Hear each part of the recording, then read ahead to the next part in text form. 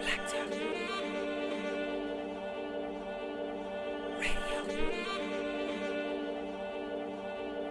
The BlackTop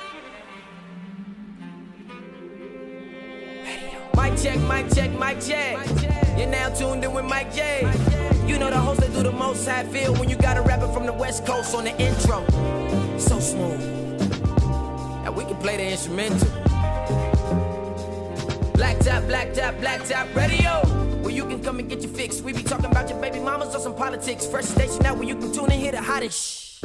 Ain't no filters, you hear all of it. You ain't really popping yet if you ain't never been a guest. Wait, let me guess, you got on next. Got the airwaves on flex. Boom. BlackTop, what did you expect? BlackTop Radio. Radio. Radio. Radio. Radio. The BlackTop Radio. Radio. Radio. Radio. Radio. The BlackTop. BlackTop. BlackTop Radio. We are dedicating this episode to the women. That's right. Now, you know, it's only fair because we did do a whole entire episode dedicated to the men. You know, talked about being a man, things that we can improve upon when it comes to being a man. Well, tonight we're going to switch it because out of all weeks, you know, we do understand that there has been an outcry. We going to war or we going to the women's room? Where we going? Hilarious. There who? Okay. But, you know, especially with the outcry of celebrities, music artists saying that we need to do a better job of protecting black women, you know, in response to Meg the Stallion giving her testimony. So, we would like to understand the concept of being a woman. And this is so much greater because now we can dive also into the concept of being a black woman. Because, you know, we do hear that black women don't get protected like that. That's number one. By us. I hear it all the time. We all my timeline. I see it on social media. It's memes. It's videos. Skits. Everything, you know. Okay. But we just want to be educated. You know, what is it? What does it take to be a black woman? So before you speak, ladies, I just want you to imagine you standing up in front of a stadium full of men and you getting ready to educate these guys like, you don't know this information. Take heed. You know what I'm saying? Okay. Who wants to go first? Well, what's the question? What is it? What is it being? What does it take to be a black woman? You know, Milan, you want to start? I think Erica, this is more up your lane question. You black woman? I am. All right. But Erica gives it a little bit more feeling. Okay, I'll start it and then you finish it. Okay. She the closer. So yeah. Milan gonna close. Praise the Lord, everybody. Good evening, saints. I'm so happy to be here. Good evening. So, I think first and foremost, what it takes to be a black woman is you're going to have a lot of courage. And I say courage because you're going to need the courage to kind of persevere and push through even when things don't go your way. Even when you kind of see a life or a society that said, oh, well, women should be this, that, and the other. But based on just circumstances, based on your history in the country, you know, you don't really have that plate in front of you. That's not necessarily the opportunities that are presented to you. You have to be courageous through that and kind of still look for your happily ever after, whether that's what you wanted it to be at first as a young girl, or whether it's a new dream that you have, you know, after a certain age or whatever, after living a little bit. But I say the number one thing is courage, because you're going to have disappointments. You're going to be disappointed. But you really do have to. I don't even want to say strength, because I just feel like I'm tired of being strong. We can be strong, but listen, it's okay to be weak, but you do have to be brave. You do have to be courageous. Yeah. I think black women are expected to be fearless, are expected to be perseverant. I think we are expected to show no weakness. I think we're held to a bigger standard than I see a lot of other people, but I think that's because of the initial strength that a black woman puts off. Like, we don't like for people to see us sweat. We don't like people to see us really at our weakness. Like, we stand up for ourselves. So, yeah, I mean, I think collectively we pretty much gave that. Okay. All right. So that's objective one on the slide. So let me slide this on there. Okay. All right. Next question. So, being a woman in general, I have a question. Okay. Why don't women just say what they want and stop hinting at it? What is up with all the hints? Because there is a lot of women out here that will hint at what they want and not exactly be so direct. You know, what? Break it down for me. I don't know what women you've been dealing with. It's like, but I am pretty direct. I feel like I'm when I want something, I voice it. I may not be as blunt with it, but it is stated. So I'm not sure why they're that way for you. And to speak up on those women who are throwing the hints, it's to me, it's like it's that shyness, it's that lack of bravery and courage that says, you know what, I do have the right to tell a man or let a man know what it is that I need, what it is that I want. Right. I do also, have y'all that. be so quick to label them as things when they tell you what they want. I think that, and that's the thing about being brave enough to let your guard down with a man and be vulnerable to him. Black women have that stigma where it's like, oh my God, can I be vulnerable with this man? Is he gonna look at me different tomorrow if I be real with him? Is he gonna try to play me? Is he gonna, you know what I'm saying? Like, he gonna see an opportunity Play to to do your me weakness. wrong. Yep. Yeah. So That you too. know, That's where the term player come from. yeah. Playing to your weakness. She's got to be brave enough to trust you and feel like safe Right. around you. Right. And some men, you know, you got to be patient with that. Like, you really do got to understand. My baby got a little bit more PTSD than a white woman. Right. My baby got PTSD Right. that is not even diagnosed. Like, you know what I'm saying? Whether that's a father leaving her, an uncle touching her, her mother being beaten, being jumped from foster home to foster home, losing a grandmother who was the head of the family, and watching that just destroy dynamics going forward. There's a lot of PTSD. Right. In a woman now, and keep in mind, we're already emotional, unstable creatures, Right. for lack of a better But word. a black woman. So it's kind of like we got to take on all of that and still sometimes be the anchors of our family. Right. Because so-and-so in jail, so-and-so Right. got caught up in the system, so-and-so is The dead. anchor. And we the supposed to everything. take that I'll be the shit. everything. Exactly. The We're whole supposed damn- to take that shit on the chin and keep it moving. And still be expected to be feminine bodies. When sometimes we so used to dealing with men and we, you know, are so... You know, we've put up a tough exterior that it's hard to break that wall at the end of the day and just be Right. yourself until you in that shower or that bathroom crying. That's Like, what let I'm me gonna hurry ask. up for the kids come knocking on the door. So Right. I was going to ask, so what do you think? Because I feel like it's something that can't be fixed overnight. So what do you think men can do in general to create the curve of bringing it back? Because, you know, like, I pretty much grew up in my neighborhood is pretty much a whole neighborhood full of single parent women. You know what I'm saying? Even I have a youth basketball league, and it's literally a gym full of moms. Yep. You know what I'm saying? And so, what do men, or what can men do now to create a different world where women can kind of like ease up and think, okay, you guys got it. You know what I'm saying? Because right now I feel like y'all just feel like we don't have it yet. So y'all still holding on tight, you know? Provide. Consistently. I hate to say this, but you know what? A lot of this comes down to that disappearing act.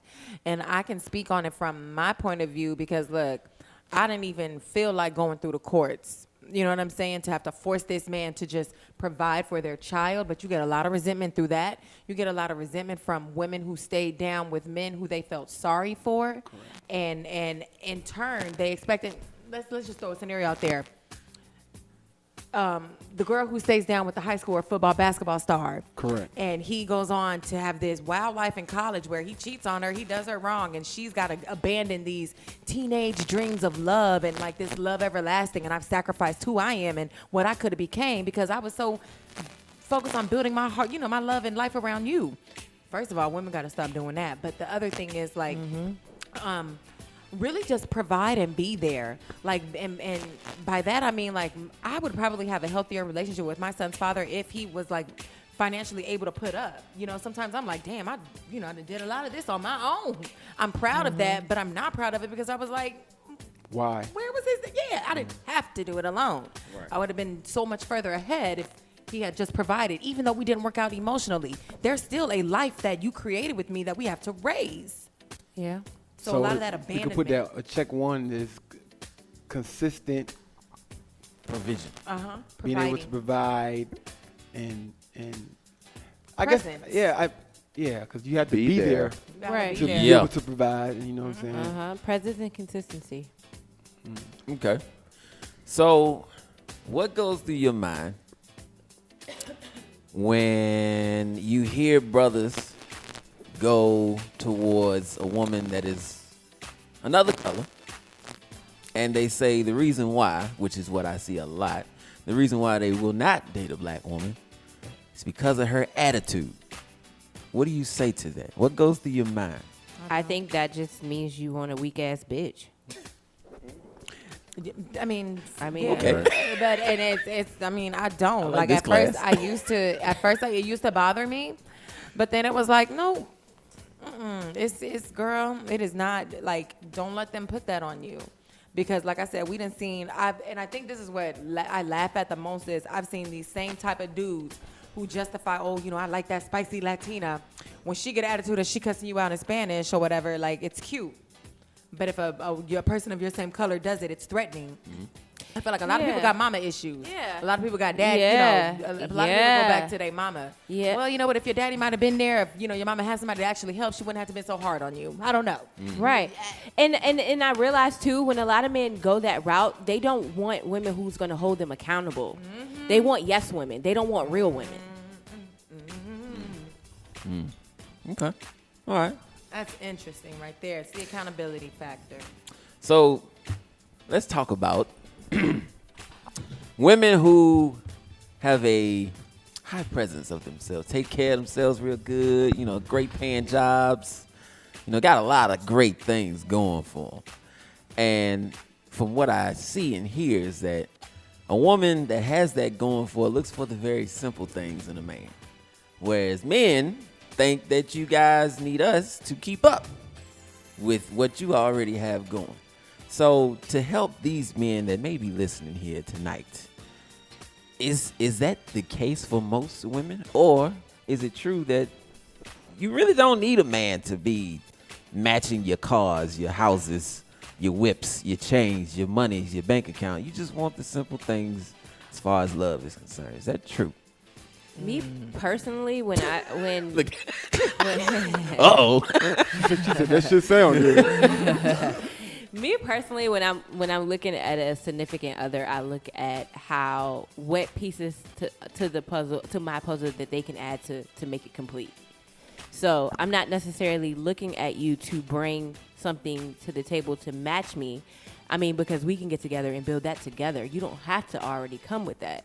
I mean, it takes a journey in relationships to get to where y'all need to be a lot of the times. Talk that. So I'm not expecting you to come with everything, but I am expecting you to be able to feel that emotional, that stability that I'm missing, because that's the purpose of having you there. Okay. And I so respect that. And I feel like, I've had to come around to that idea even in this relationship. But how I would preach it to my daughters and how I am going to preach it to my son is, you don't even need to be dating or getting in love or involved if you ain't got your stuff together financially or emotionally, because you know what, who I am now. Oh yeah, I am. I'm one of them women. Ain't nothing going on but the rent. You got to have a J-O-B if you want to be with me. Hilarious. And I say that only because it's about what you value in this life or in this nation, wherever you are. I need stability, security. I need a roof over my head. Right. I need a car that works. I need, job. I need a plan B. I need a plan C. Hell, I need a plan Z. But what I don't need is somebody who's just out there tip-tapping for life, who's, just figuring it out. No. And I feel like sometimes you got a couple of men. I need you to come with at least a game plan. Can you come with that? Can't be lost. A real one. Okay. You know what I'm saying? Like a real one. Like a business plan. I need you to write it out, 10-page essay with maps and graphs included. And I say that because, listen, like, love is the bottom line. But you know what's sexy? A man's ability to earn. You know what I'm saying? Like, I knew where I started falling out of love with my high school sweetheart. Yeah. What do you do? What do you do? What are you doing? Nothing. So do you feel like, with that being said, do you feel like when people go into relationships, they kind of wait too long to kind of get into that conversation, that type of mode, and you kind of like set yourself up for failure by like not going to that? I was way too young. I shouldn't have been in a relationship at 19, 20, 21. Yeah. Because that was when I should have been figuring myself out. Those were my money earning years. Yeah. You know what I'm saying? I had a whole book being published. Like, those were my years to be selfish. No, you know I'm asking for now. Do you think for now? women in general like wait too long to have that conversation? Oh, like, yeah. And are not realistic about their exit plan. I'm like, shit. I would tell my daughter, I would tell my son, you do need to have a game plan going into a relationship, and you do need to have an out, an exit, in case you don't get what you need. And be 100% okay. Break up in the name of love, because what I want, you cannot give. But what you got to give may be good for somebody else. Right. I agree. Okay. Why are y'all always hungry but never know what y'all want to eat? Y'all don't never know what y'all want to eat, I need to know that. Perfect answer to this, because you know what? Sometimes I want the burrito bowl from Chipotle, but I want the queso and chips from Qdoba, and then I may want the wings from Bonchon, and then I may want the fries from McDonald's. So you ain't really finna hop here, there, and everywhere. Exactly. That's why I don't really know what I want to eat. So I need to settle If for anything, one of those. Be my man and just decide where we going, and let me fuss over the menu when we get there. And I'll figure it out once. Watch y'all lives start there. to change. Once you start deciding what she's gonna eat, it will work out for you. Amen. Hallelujah. Okay. But then sometimes... Shut your damn mouth. We getting tacos tonight. Well, let me go and put my sombrero on and All right. my off-shoulder shirt. But here's where the fire really starts, right? So we'll ask that question. Hey, you hungry? And they'll be like, I'm all right. Well, all right, cool. Well, I'm going to go ahead and head on out, give me something. See, you you're come asking back. the wrong way. And then... Yeah, that's not how you ask. Baby, get dressed. We're going to eat. Cake! Get That's cute. it. Get real cute. Tell her That's get it. real cute, because I know you're going to take That's it. pictures. Oh, you got her. She wet already. Exactly. That's how you. Well. And you gonna take the pictures? Sometimes you got to You put hear your that, fellas? foot down, Come make it on. a little authoritative. Tell them a lie. Sat back up in the chair, put my shoulders straight back just now. It's posture. Got Yeah. my Baby, posture straight. We're going to Cheesecake Factory. Come on. Oh, cheesecake. And that's always a good fallback. Don't forget Cheesecake. to stay Not up. everything. Very Don't true. forget to stare at her. Yeah, the eye. Okay. Oh, yeah. No, wait. Very true. Not Hold on, killer the little stare. squint. What is it? Squint, The please, squint. Mike. No, not the I can't see you. Come on, Carlos, do it. I got a woman. Do the squint. I know I'm blind naturally. All right. Next question. What's the next question? So if you had to put together like a owner's manual, I wouldn't say an owner's manual, but like an instruction manual for understanding women, what would have to be chapter 1? Communication. Because I find it hard I think it's very hard for you guys to communicate what you guys want from us. What do you mean you guys? And I was kidding. and you guys expect us to know these things. So I think where a lot of relationships break down at is that level of communication. So for understanding us, you have to understand how to communicate with us. Because we don't have a problem with with telling you how we feel and what we want. But when you can't accept that, and it's automatically, and I realize again, guys have daddy issues. So a lot of y'all automatically get defensive when we bring up things, and you automatically assume that it applies to you, and that's not the case. Just learn how to communicate, and communicate effectively, where everything is not a point finger, and everybody has their he say, she say, and we can go back and forth, and it can be conducive. Piggybacking off of that, absolutely. Communication. Subtitle, how to be emotionally available to your woman. Because that's really all it is. Sometimes all your girl need is maybe 10 minutes to vent, talk about whatever. Half-ass listen. Just make sure you throw in a couple, dang, baby, that's crazy. Massage her while you just let her talk. Like, give her something that lets her know, like, ooh, he's into me and I got him off for these next 15 minutes. I can just be a woman and let this guard down. He ain't finna judge me or look at me crazy like, why are you crying? You was just fine 10 minutes ago. Don't do that. Hand her some tissue. She might be starting a cycle in a couple of days. Just be emotionally available to this woman. It's just one of them days. That I want to be all alone, but I want to talk. Shout out, Monica. But I want to be alone. That's real. All right.